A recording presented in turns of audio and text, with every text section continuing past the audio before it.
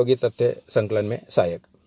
वैज्ञानिक अध्ययन के लिए आवश्यक है कि वह व्यवस्थित और क्रमबद्ध हो। इसके लिए आवश्यक है कि अनुसंधानकर्ता केवल उन्हीं तथ्यों को एकत्र करे जो अध्ययन की समस्या से संबंधित उपयोगी हों। जब अध्ययन की समस्या स्पष्ट, सुनिश्चित तथा कारण प्रभाव के क्रम में नहीं होती तो वैज्ञानिक के लिए उपयोगी, अनुपयोगी तथा संबंधित असंबंधित तथ्यों में अंतर करना कठिन हो जाता है। वह महत्वपूर्ण तथ्यों को छोड़ देता है तथा असंबंधित और व्यर्थ के तथ्यों को एकत्रित कर लेता है। लेकिन जब उसके सामने प्राकल्पना एक अध्ययन की समस्या के रूप में होती है तो वह आत्मविश्वास के साथ केवल संबंधित तथा उपयोगी तथ्यों को ही एकत्रित करता है। इसके पश्चात है तर्क संगत निष्कर्षों में सहायक। जो भी वैज्ञानिक अध्ययन प्राकल्पना के निर्माण से प्रारंभ होता है उसमें अध्ययन के अंत में निष्कर्ष निकालने में प्राकल्पना बहुत सहायक सिद्ध होती है, क्योंकि तथ्यों का संकलन, वर्गीकरण और सारणीयन प्राकल्पना को ध्यान में रखकर किया जाता है। इसके बाद जब निष्कर्ष निकाले जाते हैं तो उसमें यह देखा जाता है कि प्राकल्पना सत्य है अथवा असत्य। प्राकल्पना में जिन तथ्यों का परस्पर गुण संबंध दिया होता है उन्हीं की सत्यता की जांच करके अध्ययनकर्ता निष्कर्ष रूप में प्रस्तुत करता है। अध्ययनकर्ता को निष्कर्ष निकालते समय प्राकल्पना विशेष सहायता प्रदान करती है। उसे निष्कर्ष में तर्कपूर्ण आधार प्रस्तुत करके यह सिद्ध करना होता है कि अध्ययन के प्रारंभ में जो प्राकल्पना बनाई थी वह सत्य है अथवा असत्य। इस प्रकार प्राकल्पना अध्ययनकर्ता को अनुसंधान के लिए निष्कर्ष निकालने में बहुत सहायता प्रदान करती है। सिद्धांत निर्माण में सहायक। वास्तविकता तो यह है कि प्राकल्पना का सबसे अधिक महत्वपूर्ण योगदान विज्ञान में सिद्धांतों के निर्माण करने में सहायता करना है। अनेक वैज्ञानिकों ने लिखा है कि वही प्राकल्पना व्यावहारिक तथा उपयोगी होती है जो मुख्य विज्ञान तथा सिद्धांत से संबंधित होती है। अनुसंधान का अंतिम चरण प्राकल्पना की तथ्यों के आधार पर जांच करना है। अध्ययनकर्ता प्राकल्पना की जांच करता है। सत्य सिद्ध होने पर उसे सिद्धांत के रूप में पुनः प्रस्तुत करता है। असत्य सिद्ध होने पर उसे त्याग कर नए सिद्धांत की स्थापना कर देता है। कभी कभी ऐसा भी होता है कि थोड़ा सा संशोधन मात्र करना पड़ता है।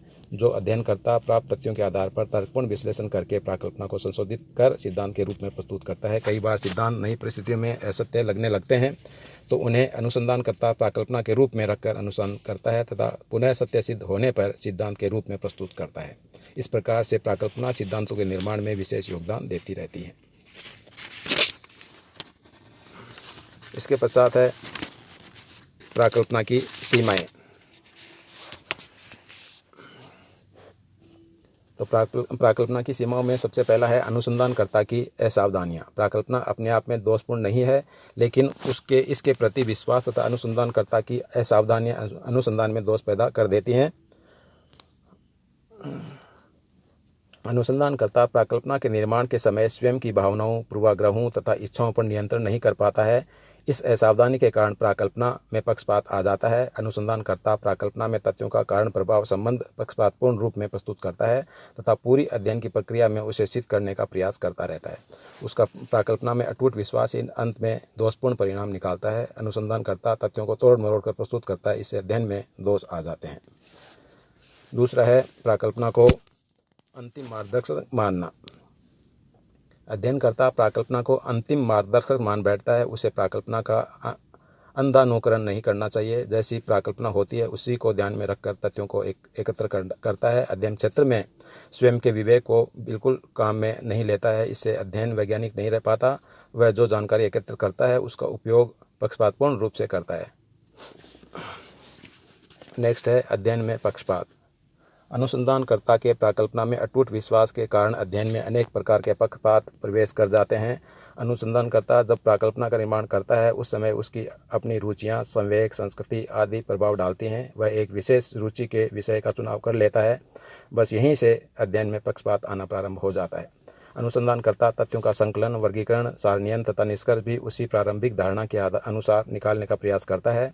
इस प्रकार प्राकल्पना संपूर्ण अध्ययन को अनुसंधानकर्ता की आत्मनिष्ठा के प्रभाव के कारण अवैज्ञानिक बना देती है। वह प्राकल्पना के पक्ष में अध्ययन करता चला जाता है। उसे ऐसा नहीं करना चाहिए। फिर है प्राकल्पना के अनुसार तथ्य संकलन। अध्ययनकर्ता प्राकल्पना के अनुसार तथ्य एकत्रित करता चला जाता है। अध्ययन क्षेत्र में जो वास्तविक तथ्य सामने आते हैं तथा उनके परस्पर गुण संबंध दिखाई देते हैं उनके अनुसार प्राकल्पना में संशोधन या परिवर्तन कर लेना चाहिए, अन्यथा अध्ययन के अंत में निष्कर्ष असत्य, अप्रमाणिक तथा भ्रमपूर्ण निकल जाते हैं। फिर है सामाजिक घटनाएं जटिल तथा परिवर्तनशील। सामाजिक अनुसंधान में जो प्राकल्पनाएं बनाई जाती हैं वे सामाजिक घटनाओं से संबंधित होती हैं। ये सामाजिक घटनाएं जटिल तथा परिवर्तनशील होती हैं। प्राकल्पना का निर्माण जब किया जाता है तथा तथ्य एकत्रित किए जाते हैं और अंत में निष्कर्ष निकाले जाते हैं, उस अंतराल में परिवर्तन आ जाता है। जटिल घटनाओं के संबंध में प्राकल्पना बनाना तथा अध्ययन करना बड़ा कठिन कार्य है। प्रारंभ में जो अनुमान लगाकर प्राकल्पना बनाई जाती है, विषय की जटिलता तथा परिवर्तनशीलता के कारण प्राकल्पना पूरे अध्ययन काल में उपयोगी तथा व्यवहारिक नहीं रह पाती है। इनमें प्राकल्पना उतनी उपयोगी नहीं रहती है जितना प्राकृतिक अध्ययन संदर्भों में रहती है। इसके पश्चात है प्राकल्पना निर्माण में कठिनाइयाँ। तो प्राकल्पना बनाते समय अनुसंधानकर्ता के सामने किस प्रकार की कठिनाइयाँ आती हैं, उनमें सबसे पहला है सैद्धांतिक ढांचे संबंधी। तो प्राकल्पना वही व्यवहारिक अथवा उपयोगी होती है जो संबंधित विज्ञान तथा उसके सिद्धांतों से संबंधित हो। प्राकल्पना में दिए गए कारकों का गुण संबंध भी क्रमबद्ध तथा व्यवस्थित होना चाहिए। अध्ययनकर्ता को प्राकल्पना का निर्माण करने से पूर्व विषय से संबंधित संपूर्ण उपलब्ध साहित्य का पूर्ण ज्ञान कर लेना चाहिए। व्यवहारिक प्राकल्पना के निर्माण में सबसे महत्वपूर्ण कठिनाई अनुसंधानकर्ता के सामने तब आती है जब वह बिना संबंधित ज्ञान के ही प्राकल्पना का निर्माण करता है। उसे संपूर्ण संबंधित साहित्य पढ़ना चाहिए। जिन क्षेत्रों में अध्ययन नहीं हुए हैं उनमें तो प्राकल्पना के निर्माण में और भी अधिक कठिनाई का सामना करना पड़ता है। अगर अनुसंधानकर्ता नया है, उसे अनुसंधान का अनुभव नहीं है, तब तो उसे और भी परेशानियों का सामना करना पड़ता है। दूसरा है प्रविधियों से संबंधित। सामाजिक विज्ञानों में अनेक नवीन अध्ययन की पद्धतियां आ गई हैं, फिर भी समाज आज ऐसी अनेक प्राकल्पनाएं हैं जिनकी जांच सत्य संकलन की उपयुक्त प्रविधियों के अभाव में करना संभव नहीं है। अनुसंधानकर्ता कई बार ऐसी प्राकल्पनाओं का निर्माण कर लेता है जिनका परीक्षण करने के लिए तथ्य संकलन की प्रविधियां उपलब्ध नहीं होती हैं। प्राकल्पनाएं तब तक उपयोग में नहीं लाई जा सकती जब तक कि तथ्य संकलन की प्रविधि का विकास नहीं कर लिया जाता। समाज की जटिलता व परिवर्तनशीलता संबंधी। सामाजिक अनुसंधान मानव समाज का अध्ययन करता है। मानव समाज बहुत जटिल और परिवर्तनशील है। मानव स्वयं बुद्धिजीवी है। उसके विचार, दृष्टिकोण, धारणाएं आदि अत्यंत परिवर्तनशील हैं। इसलिए इनके संबंध में अनुमान लगाना या प्राकल्पना का निर्माण करना बहुत कठिन कार्य है। समाज परिवर्तनशील है, उससे संबंधित तथ्य भी बदलते रहते हैं। प्राकल्पना के निर्माण से लेकर निष्कर्ष निकालने के अंतराल में समाज काफ़ी बदल सकता है। इस प्रकार की प्रकृति की अध्ययन वस्तु के संबंध में प्राकल्पना का निर्माण करना तथा अध्ययन का कार्य जटिल और भी कठिन कार्य है। वैज्ञानिक का पक्षपात। वैज्ञानिक मानता है अध्ययन की वस्तु मानव है, दोनों ही बुद्धिजीवी हैं। वैज्ञानिक समाज में पैदा होता है, बड़ा होता है, समाज में उसका समाजीकरण होता है, उसकी अपनी संस्कृति होती है, आदर्श और मूल्य होते हैं। इस कारण समाज और उनकी घटनाओं का वैज्ञानिक और वस्तुनिष्ठ अध्ययन नहीं कर पाता। तो यह प्राकल्पना के निर्माण में आने वाली कठिनाइयाँ हैं जिनका सामना अनुसंधानकर्ता को अक्सर करना पड़ता है।